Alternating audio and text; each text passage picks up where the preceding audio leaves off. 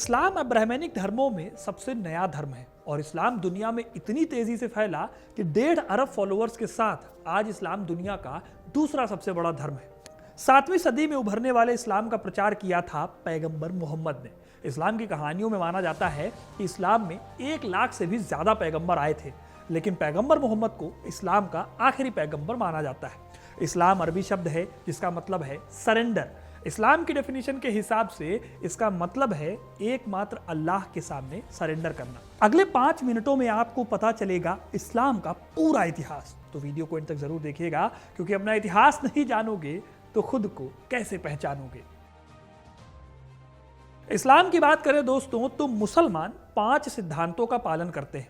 इसमें पहला सिद्धांत है शहादा। इसका मतलब है ईश्वर या अल्लाह पर भरोसा रखना, जिसे फेथ कहते हैं, और पैगंबर मोहम्मद पर उनके दूत के रूप में भरोसा करना। दूसरा सिद्धांत है सलात, यानी दिन में 5 बार नमाज अदा करना। फिर आता है ज़कात, ज़रूरतमंदों की सेवा करना, और उसके बाद सवाम यानी उपवास रखना, जिसे रोज़ा कहते हैं, और 5वां होता है हज। ऐसे ही इस्लाम के 2 सबसे पवित्र ग्रंथ भी हैं। पहला है कुरान, यानी वो ग्रंथ जिसमें अल्लाह के शब्द, अल्लाह के दूत जिब्राइल से होकर पैगंबर मोहम्मद ने दुनिया को दिए। वहीं दूसरा है हदीस, जिसमें पैगंबर मोहम्मद के शब्दों और कामों का रिकॉर्ड है।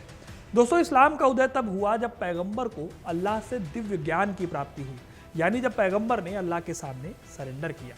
जब मोहम्मद को ईश्वर का ज्ञान मिला तो उन्होंने इस ज्ञान को दुनिया के सामने प्रचार करना शुरू किया, जिससे उनके फॉलोअर्स लगातार बढ़ते चले गए।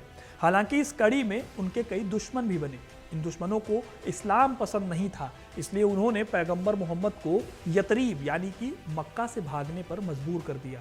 मक्का से निकलकर पैगंबर गए मदीना, जहां उनके मानने वाले लोग रह रहे थे। इसके बाद कई मिलिट्री कैंपेन्स चलाते हुए उन्होंने इस्लाम को फैलाया। इस दौरान उनकी खुद की कुरैश जनजाति खिलाफ थी, जिसे पैगंबर ने जीतकर मक्का पर कब्जा किया और यहाँ पर उन्होंने स्थापना की इस्लाम की। साल 632 में पैगंबर मोहम्मद की रुखसती हो गई, लेकिन तब तक पैगंबर मोहम्मद ने ज़्यादातर अरेबियन पेनिनसुला पर कब्जा कर लिया था, और इस तरह से आने वाले खलीफाओं के लिए उन्होंने इस्लाम के विस्तार की नींव रख दी। इन खलीफाओं ने ट्रेड और युद्ध के माध्यम से इस्लाम का प्रसार किया। देखिए, इस्लाम 2 धड़ों में बटा हुआ है। पहला है सुन्नी और दूसरा है शिया। सुन्नी मुसलमान वो हैं जो आज 85 से 90% मुसलमानों को रिप्रेजेंट करते हैं। सुन्नी मुसलमान सभी 4 खलीफाओं को एक्सेप्ट करते हैं। वहीं दूसरी तरफ शिया मुस्लिम केवल चौथे खलीफा अली को ही अपना खलीफा मानते हैं। खैर, कहानी में आगे बढ़े तो रशीदुल, उमैयद और फिर अब्बासिद खलीफाओं के तहत मुस्लिम साम्राज्य ईरान से लेकर बाइजेंटाइन और उसके बाद इजिप्ट और नॉर्दर्न अफ्रीका तक फैल गया। इस दौरान न सिर्फ ट्रेड का इस्तेमाल हुआ इस्लाम के प्रसार के लिए, बल्कि बड़े पैमाने पर जंग लड़ी गई, जिसे जिहाद का नाम दिया गया। आगे चलकर ईस्टर्न एशिया के बगदाद में 8वीं सदी के दौरान अब्बासिद खलीफा की स्थापना हुई। इस डायनेस्टी के 5वें खलीफा थे हारून अल रशीद। इनके टाइम पर इस्लाम खूब फला फूला और इसे ही इस्लाम का गोल्डन पीरियड भी कहा जाता है। फिर 11वीं सदी के बीच में सेल्जुक तुर्कों ने भी मिडिल ईस्ट में सत्ता संभालनी शुरू की। इन्होंने यूरोप के ईसाई बाइजेंटाइन एम्पायर से लंबी लड़ाई लड़ी और जेरूसलम पर कब्जा कर लिया। इस कब्जे के बाद 200 सालों तक कैथोलिक ईसाइयों के साथ धर्म युद्ध की शुरुआत हुई। आखिर में यह सारी लड़ाई खत्म हुई मुस्लिम बादशाह सलादीन की जीत के बाद, जिसने तीसरे धर्म युद्ध को जीता था और मिडिल ईस्ट से यूरोप के प्रभाव को लगभग खत्म कर दिया। लेकिन इस्लाम के सामने सबसे बड़ा चैलेंज आया था 13वीं शताब्दी में, जब मंगोल सत्ता में आए। मंगोलों ने इस्लामी साम्राज्यों को खूब नुकसान पहुंचाया। चंगेज खान ने जहां ख्वारिज्म को बर्बाद करके रख दिया, वहीं उसके पोते हलाकू खान ने दुनिया के सबसे बड़े शहर बगदाद को 1258 में तबाह कर दिया।